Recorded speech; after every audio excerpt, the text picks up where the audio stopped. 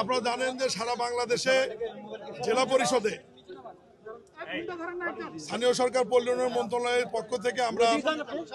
প্রশাসক নিয়োগ দিয়েছি। নবনিযুক্ত প্রশাসক মহোদয়কে নিয়ে আজকে মহান স্বাধীনতার ঘোষক বিএনপির প্রতিষ্ঠাতা শহীদ রাষ্ট্রপতি জিয়াউর রহমান এবং গণতন্ত্রের মাতা সাবেক 3 বারের সবল প্রধানমন্ত্রী মরহুমা বেগম খালেদা জিয়ার মাজারে এই 42 জন প্রশাসককে সঙ্গে নিয়ে আমরা পুষ্পস্তবক অর্পণ করে দোয়া করেছি এবং আজকেই সন্ধ্যার পর মাননীয় প্রধানমন্ত্রী বিএনপির চেয়ারম্যান জনাব তারেক রহমান এবং স্থানীয় সরকার পল্লী উন্নয়ন সমবায় মন্ত্রণালয়ের মন্ত্রী বিএনপির মহাসচিব জনাব ফখরুল ইসলাম আলমগীর আমাদের প্রশাসক মহোদয়দের সাথে সন্ধ্যার পরে মত বিনিময় করবেন এবং তাদের কার্য বিষয়ে দিক নির্দেশনা প্রদান করবেন। এটুকুই আপাতত।